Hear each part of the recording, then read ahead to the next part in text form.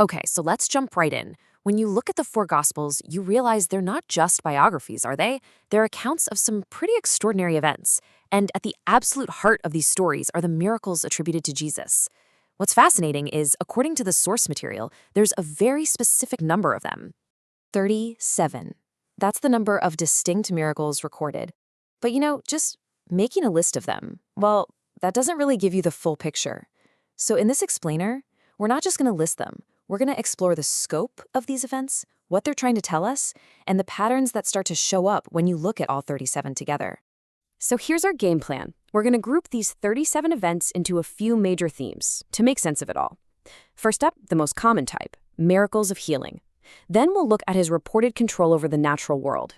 After that, we'll dive into the really dramatic stuff, his confrontations with death and demons. And finally, we're going to uncover the one common thread that the Gospels seem to highlight again and again: faith.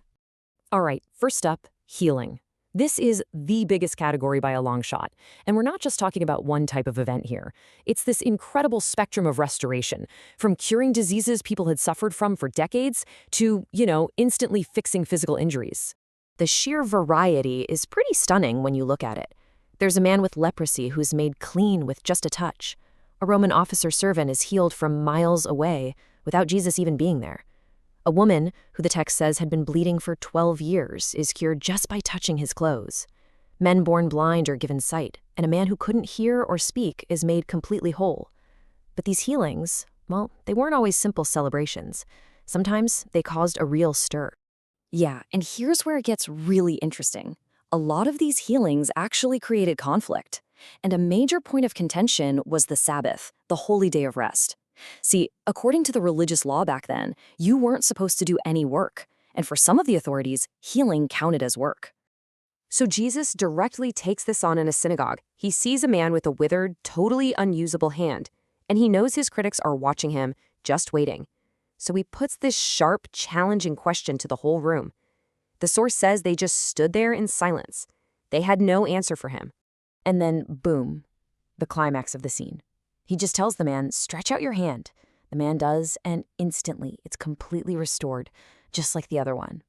Now, this act of compassion was also a direct challenge to the establishment, basically demonstrating a power that, in his view, was more important than their interpretation of the law. Okay, let's switch gears to our next big category.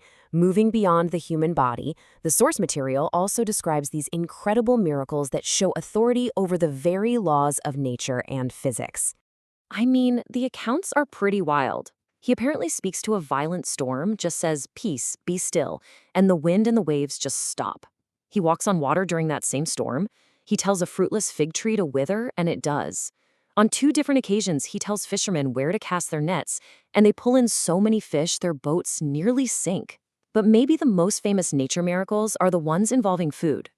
And this table just lays out the incredible scale. We're talking about 2 totally separate events here. First, he feeds 5,000 men, and that's not even counting women and children, with just 5 loaves of bread and 2 fish. And they end up with 12 baskets of leftovers. Then later he does it again, feeding 4,000 people with 7 loaves and a few fish, and this time there are 7 baskets left over. It's just a picture of creating unbelievable abundance from almost nothing. This brings us to our most intense category.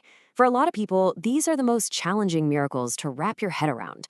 Direct confrontations with what the text describes as supernatural evil, and even with death itself. So, the Gospels talk about multiple exorcisms, where he cast out spirits from people who were tormented. But even more profound than that, they describe 3 separate times he actually raised the dead. A widow's son, right, in the middle of his own funeral procession. A religious leader's young daughter, just moments after she died. And of course, the most famous one, his friend Lazarus, who had already been in the tomb for 4 days. One of the most vivid stories of an exorcism involves 2 men who were apparently living among the tombs. The text says that they were so violent and so fierce that they basically terrorized the entire region. Nobody could even pass that way. And when they see Jesus, they immediately run up and confront him. And what happens next is, well, it's a very strange negotiation. The demons, totally acknowledging his authority over them, they beg him to send them into a huge herd of pigs that was feeding nearby. Jesus just gives them a one-word command: go. And the text describes the entire herd, about 2,000 pigs, stampeding down a steep bank straight into the sea, where they all drown. And the two men, they're left perfectly calm and sane. So, okay, we've seen healing, we've seen power over nature, and we've seen victory over death. But if you look closely across all these different kinds of miracles, the source material points to one absolutely crucial element that's often there. And it doesn't come from Jesus, it comes from the people who are receiving the miracle. Remember that Roman centurion we talked about earlier, the one whose servant was sick? He told Jesus, "Don't even bother coming to my house." He was convinced that Jesus' word alone was powerful enough to do the job from miles away.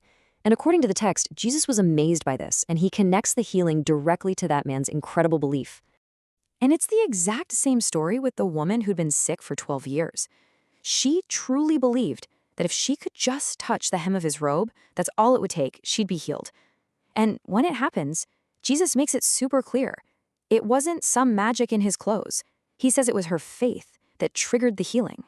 We see this pattern pop up over and over again. There's a blind beggar, a man named Bartimaeus, and he's just shouting for mercy. When Jesus calls him over, he asks what he wants. The man says, simply, "I want to see." And the response is immediate and it's consistent. Your faith has made you whole. So across these 37 different events, everything from turning water into wine to raising a man from a 4-day-old grave, the narrative consistently connects the miracle to the presence of faith. And that leaves us with a final, really important question to think about. If belief was the key that unlocked these things, then what was the ultimate point of it all? Were they just random acts of kindness, or were they signs pointing to something much, much bigger?